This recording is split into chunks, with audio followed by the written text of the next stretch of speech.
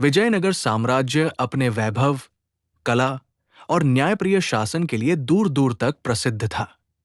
इस साम्राज्य के सम्राट थे राजा कृष्णदेवराय, वीर, विद्वान और प्रजावत्सल। उनके दरबार में देश विदेश से विद्वान, कलाकार और बुद्धिजीवी आते थे। उन्हीं में से एक थे तेनालीराम, जिनकी बुद्धि, हास्य और तर्क शक्ति की मिसाल पूरे दक्षिण भारत में दी जाती थी।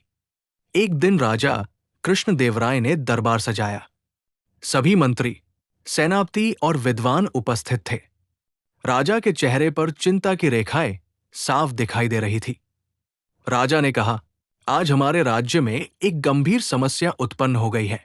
सीमा के पास बसे गांवों में लोग शिकायत कर रहे हैं कि वहां रात के समय कोई रहस्यमय शक्ति फसलों को नष्ट कर रही है। लोग भयभीत हैं और खेती छोड़ने की सोच रहे हैं। दरबार में सन्नाटा छा गया। कुछ मंत्री बोले, महाराज, ये किसी दुष्ट आत्मा का प्रकोप हो सकता है। कुछ ने कहा, ये पड़ोसी राज्य की चाल भी हो सकती है। राजा की दृष्टि अंत में तेनालीराम पर जाकर ठहरी। तेनाली, तुम क्या कहते हो? तेनालीराम मुस्कुराए और बोले, महाराज, समस्या बड़ी है पर समाधान अवश्य मिलेगा। पहले मुझे स्वयं वहां जाकर स्थिति देखने दीजिए। राजा ने अनुमति दे दी।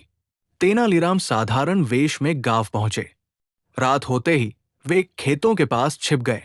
आधी रात के बाद उन्होंने देखा कि कुछ लोग सफेद कपड़े पहनकर, हाथों में जलती मशालें लिए खेतों में घूम रहे थे।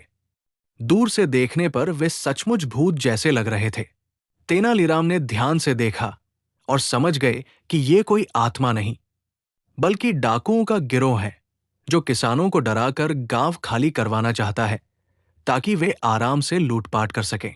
अगली रात तेनालीराम ने गांव वालों को इकट्ठा किया और उन्हें योजना समझाई। अगली रात जैसे ही डाकू आए, पूरे गांव में अचानक तेज ढोलन गाड़े बजने लगे। मशालों की जगह अब हर ओर उजाले थे। गांव वाले हाथों में लाठियां लिए खड़े थे।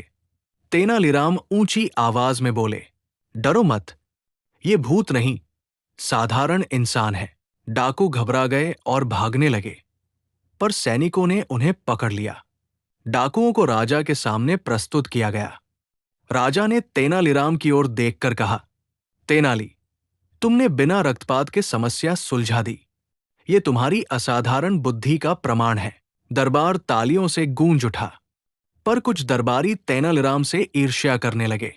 दरबार के कुछ विद्वानों ने मिलकर राजा से कहा, महाराज, तेनालीराम तो केवल किस्मत से सफल हो जाते हैं, असली विद्वता तो शास्त्रों के ज्ञान में होती है।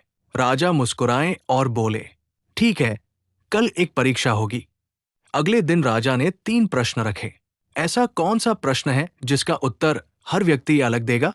ऐसी कौन सी वस्तु है जो जितनी बांटो उतनी बढ़ती है? सबसे बड़ा धन क्या है? सभी विद्वान सोच में पड़ गए। तेनालीराम आगे आए और बोले, पहला प्रश्न है, सुख क्या है? दूसरी वस्तु है ज्ञान, और सबसे बड़ा धन है संतोष। राजा प्रसन्न हो गए। तेनाली, तुमने फिर सिद्ध कर दिया कि सच्ची विद्वता पुस्तकों में नहीं, विवेक में होती है। उस दिन के बाद किसी ने तेनालीराम की बुद्धि पर प्रश्न नहीं उठाया। तेनालीराम ने सदा यही सिखाया कि हंसी, तर्क और मानवता, यही सच्ची समझदारी है।